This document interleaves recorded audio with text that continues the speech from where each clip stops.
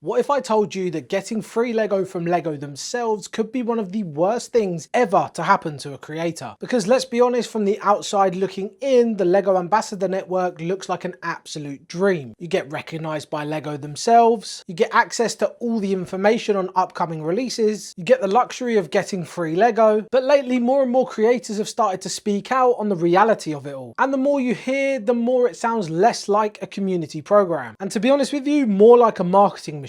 Now, Brixie just dropped another video on more reasons why he left the Lego Ambassador Network. And if I'm honest, I'm absolutely shocked at some of the things he said. Based on everything he said and what you'll find out in this video, I think it should actually be called the Lego Advertising Network. Now, before we get into this video, I do want to make it clear that not every LAN member is fake. And I'm not saying every review that they do is dishonest. And I'm not saying everyone is a paid shill, but sometimes you do question whether it's borderline or not. But the big problem in this community is when a company gives you free products, early access, and behind the scenes communication, there is always going to be that pressure that you have to represent that company in some positive light. Now, I don't even think they're directly telling people you have to say these things. I don't even think they're telling you have to make this video on this product. And I definitely don't think they're telling you that you can't be negative, because we have seen people's reviews with negativity in them, maybe just not as much as they want to put in. Now, one of the biggest points that stood out to me in Brixie's videos is how Lego products are offered to you. Because from the outside looking in, it does look like Lego sends you a list of all the upcoming products, you select the ones that you want and that would work best for your channel. And that would make sense, right? Because if you're a Star Wars creator, you'd want the Lego Star Wars sets. If you're a city creator, you'd want modular buildings, Lego city sets. If you're a Harry Potter fan, you'd want all the new Harry Potter stuff. And you probably wouldn't want a random range of kids sets. And let's be real about it, the Lego Ambassador Network was built to target AFOLs, adult fans of Lego. So why would anyone from Lego themselves want to send kid sets to the adult fans to promote to adult fans? It honestly just doesn't make sense. And according to Brixie, how we've just described it is not how it works at all. Sure, sometimes it's probably like that, but he said that you get offered sets in bundles. And that's honestly such an important detail, because he mentioned that he wanted certain sets from the upcoming Star Wars range, but he didn't need or want them all. So if you accept the sets that you actually want, either for his Lego city or to have on display or he wanted to review, you have to take the whole bundle, which he just didn't want. And that's where free Legos starts to feel and look a little bit less free. You're getting sent these sets that you can't resell or anything like that, which I do understand totally, but you then have to build them, review them, or photograph them if you don't want to make a full-length video on them. Then there's the time of editing the videos. You then have to upload the content instead of maybe uploading a video you would have preferred to make or upload on that day. And they're probably sets that don't even fit your audience. And in his case, some of them would have, because they would have either gone on display that he's really passionate about, so him being passionate about it would have resonated with his audience, or they're sets that would have gone into his Lego city, which he then could have made more content on, which obviously is a big reason why people subscribe to him. And the big part is it changes your content strategy, like I just said. And that's where Lego take control of your channel and take away your creative freedom. And this is where I think Lego fans need to ask a really honest question. If creators keep reviewing sets that they didn't personally have any passion towards, and they definitely didn't choose because it comes part of this package, if a creator is constantly reviewing sets that they didn't choose or want, is it really their content anymore? Or is it Lego quietly controlling their upload schedule for marketing reasons for them? Now, another massive problem with this is they don't get the names of the sets or anything like that. They just get the SKU numbers. They can't just go to the Lego website because they haven't announced them yet. So they have to do something that Lego do not like them doing, and that is delving into leaks, which then puts those creators in a very awkward position, because we all know Lego does not like leaks at all. They don't want them spread around, and they don't want the LAN members getting involved in any kind of leaks, whether that's a post on social media, a video on YouTube, anything to do with leaks. They do not want them going near. So if creators are only being given set numbers or SKU numbers, then what do you expect them to do? They can't then choose the sets that they're after. They can't then choose what content they want to do, and ultimately they can't plan ahead, which is basically what LEGO want them to do so they are ready for marketing purposes when those sets come out. So you're then in this weird position where the LEGO Ambassador Network is designed for people to stay away from those leaks, but ultimately you're just pushing them towards the leaks because you don't give them any information. Also, how is it that leakers have more information than your own Ambassador Network? Check my channel, for instance. I have tons of videos on leaks that were rumored ages ago that are only getting announced now. So if I know these sets are coming and the leakers that leak it know these sets are coming months and months in advance, how is it that Ambassador Network members are just not getting that information? Honestly, makes no sense, because LEGO would ultimately benefit from having people product ready. And if you're a content creator yourself or like watching content creators, good content takes planning. It's not just, oh, here's the free set, thank you to LEGO, this looks awesome. It isn't that. They have to delve into the details. Ultimately, this is free marketing for LEGO. Yes, the people are getting sent these sets for free, but then they are promoting it to the millions and millions of people that watch their content. And now one of the biggest questions asked, can LAN members honestly review sets? And again, I want to clarify that not every creator that is part of the network reviews sets dishonestly, but there will be a level of, can I say this, can I say that? Because if LEGO is sending you free sets, giving you access to the information, even though they don't give you access to all of it, and putting on big events for you to go to, then criticizing LEGO could become a little bit complicated. Even if LEGO does not directly tell you to be positive, let's be honest, we know how a working relationship works. Maybe instead of directly saying this set is not good value for money, it's way overpriced, they say, oh, it's a little bit expensive. If they found this build totally boring and it's from their niche, say for instance LEGO Star Wars, they're not going to say, oh, this was boring, didn't enjoy this. They're going to turn around and say this build might not be for everyone. So you can see there the different types of language that is being used just to cover themselves. And that's the issue. It's not about lying. Sometimes it's just about softening. And sometimes, let's be honest, they're holding back. And I know just from the comments, loads of fans are skeptical when they see early reviews and tend to not actually watch them. They see that they're part of LAN, they see that it was a free product, and they immediately wonder, would this person be saying this if they paid full price? But when it comes to paying full price, now Brixie is on his own, he will only buy the sets he actually wants, which means if he enjoys them because he wanted them, you will get that honest, passionate review. But if he really wanted the set and it turned out not to be very good, he will also give you that honest review. Most of you guys will know who M&R is. Just watch his reviews. He's fair to LEGO when it is good, and he is negative to LEGO when it needs to be called out. But it doesn't mean those LEGO Ambassador Network members' opinions are worthless. It just means that they've just come at it from a different perspective. And another one of the big issues is